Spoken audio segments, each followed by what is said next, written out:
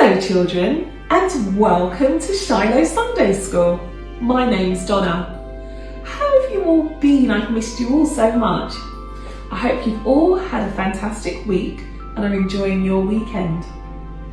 Are you all ready for the story for this week? Well, do you remember what we were learning about last week? How Abraham had a son called Isaac, and then Isaac had two sons called Jacob and Esau. And do you remember how Jacob tricked his brother so that he could have the blessing? So now we're up to the point where Jacob's gone to go and see his uncle, to stay there whilst his brother Esau cooled down from all the anger that he had. Shall we find out a little bit more? Okay. Are you all sitting comfortably? Are you ready to join me on the journey of finding out what happened to Jacob? Let's go.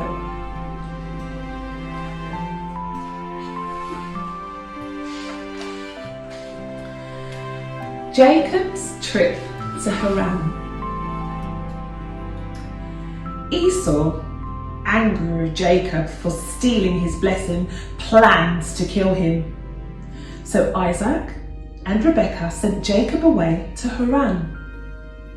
There he would be safe, and he could get a wife among their relatives. After his first day's journey, Jacob stopped to camp for the night. He lay down to sleep, using a stone as a pillow, and then he had a dream. In his dream, he saw a stairway reaching from earth to heaven, with angels going up and down on it, and there was the Lord standing before him. The Lord promised Jacob many descendants, as he had promised his father Isaac and his grandfather Abraham. God promised also to be with Jacob and bring him safely to the land of Canaan. Then Jacob awoke and said, "The Lord is in this place, and I didn't know it. This place must be the house of God. It must be the gate that opens into heaven." The next morning, Jacob took the stone he had used as a pillow and set it up as a memorial. He poured oil on the stone to dedicate it to God. Jacob named the place Bethel, which means house of God. Then Jacob made a vow to God, "If you will be with me and protect me on this journey so that I return safely to my father's home, then you will be my God. This memorial stone, which I have set up, will be the place where you are worshipped, and I will give you a tenth of everything you give me." Then Jacob started his trip again. One day he came to a well which was covered with a large stone. There were 3 flocks of sheep lying in the fields around the well. When Jacob talked with the shepherds there, he found out that they were from Haran and knew his uncle Laban. While Jacob was still talking to the shepherds, Laban's daughter Rachel arrived with his flock. Jacob moved away the stone from the well so that she could water her father's flocks. He told her he was her relative, the son of Rebekah. She ran to tell her father, who welcomed his nephew into his home. Jacob stayed there quite a while. Jacob gets 2 wives. Because of Esau's anger, Jacob had been sent to Haran, where he lived with his uncle Laban. Laban had 2 daughters. Rachel, the younger daughter, was more beautiful than Leah, the older one. Jacob soon fell in love with Rachel.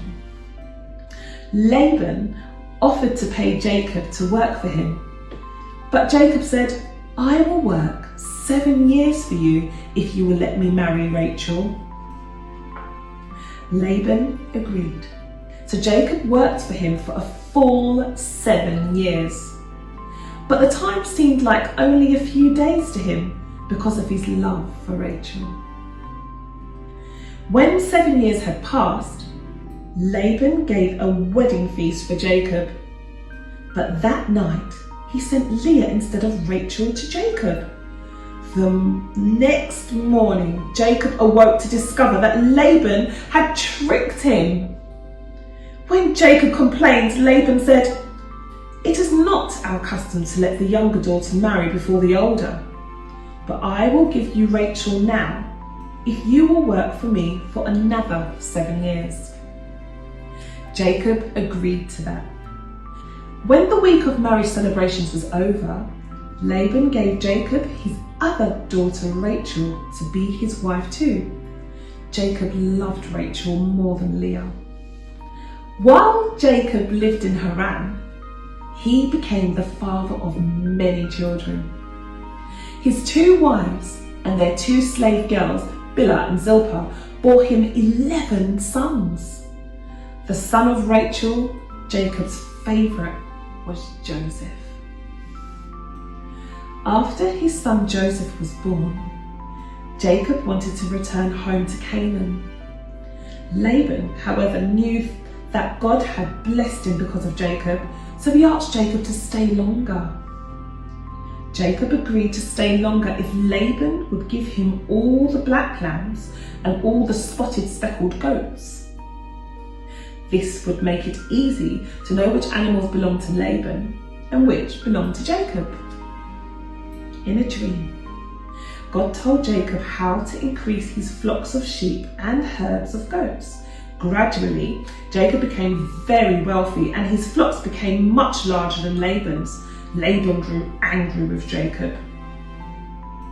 God was now ready for Jacob to return to his home in Canaan, the land of his fathers. Jacob's departure was to lead to trouble between Jacob and his uncle Laban. Jacob returns to Canaan. After many years of working for his uncle Laban, Jacob wanted to take his wife and children and go home to Canaan. Jacob was afraid his uncle would try to stop him, so he did not let Laban know he was leaving. While Laban was gone to share his sheep, Jacob packed up his possessions and left with his family in a hurry. 3 days later, Laban found out that Jacob had left. Laban took his men and chased Jacob for 7 days. But God warned Laban in a dream not to threaten Jacob in any way. When Laban saw Jacob, he said, "Why did you run off without telling me? I would have given you a celebration. I didn't even have a chance to say goodbye to my daughters and grandchildren." Then Laban accused Jacob of stealing his household gods. Jacob said that he had not taken them and that he would put to death anyone who had. He did not know that his own wife Rachel had stolen them. Laban searched through all the tents. When he went through Rachel's tent, she said she could not get up because she was feeling sick, but Rachel had hidden the stolen gods under the camel saddle she lay on. When Laban could not find the stolen gods, Jacob became angry. He had worked long and hard for Laban, and now Laban had accused him of stealing. But they decided that they would make a promise not to fight each other. Jacob and Laban made a pile of stones to remind them of their agreement. The next morning, Laban kissed his daughters and grandchildren goodbye and left to go back home. Jacob also continued his trip home to Canaan. Jacob was worried about how his brother Esau might feel about him, so he sent messengers to greet Esau and to ask for his favour. The messengers came back and reported, "Esau is already on the way to meet you. He has 400 men with him." Jacob was frightened, thinking that Esau might be planning to attack him. So Jacob placed all the animals and all the people with him in 2 groups. If Esau attacked one group, the other could escape. Wow. There's a lot been happening with Jacob. I can't wait to find out what happened afterwards. Can you? Well, children, it's been lovely reading with you this week, and I look forward to you coming back again next week. So remember to be good. Take care for now. Bye.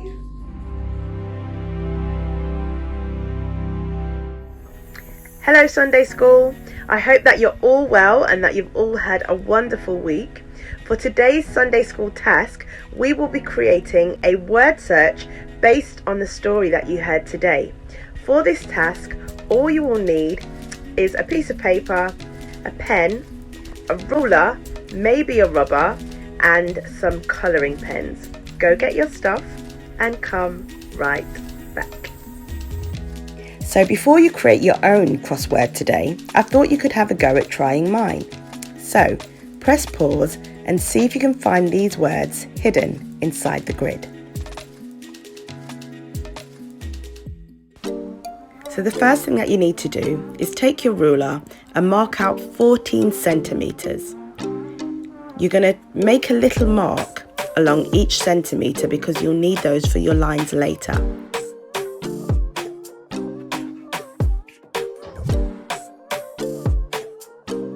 It should look like this.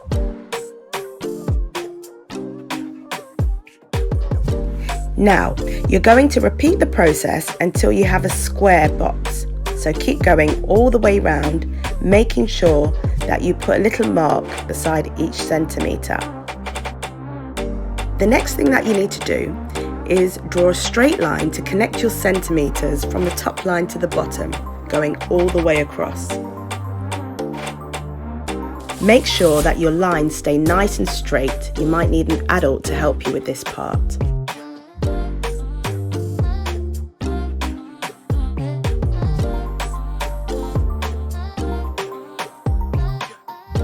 It should look like this.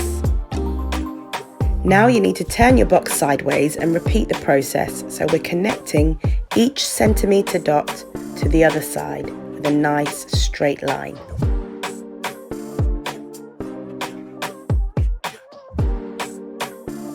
So you should end up with a grid like this. Now it's time to add your words. Decide upon 12 words that you'd like to use from today's story. You may even like to use a sentence like God was pleased, but remember not to leave any gaps when you're writing it down.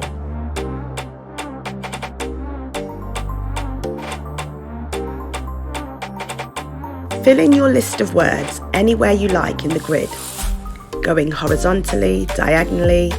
You can even use a letter from another word to start a new word or as part of a new word, like this. If you'd like to be really creative, you could even write some words in reverse. Make sure you use your list of words to check that you've included all of your words in the grid.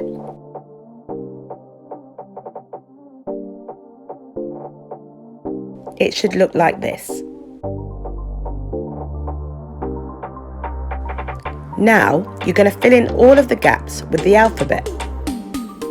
So starting with A, just fill in any of the squares randomly, so not in order, with each letter of the alphabet. Keep going until each letter in the grid is complete. Now you need to make sure that you write your list of words on your piece of paper so the person playing the game knows what words they need to find. All done. Now you might find that the person playing your game finds some words really easily.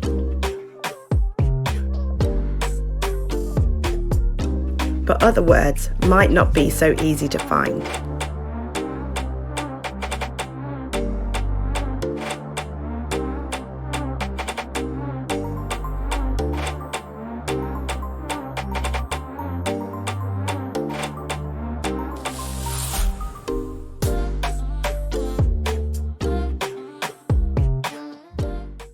Time to reflect.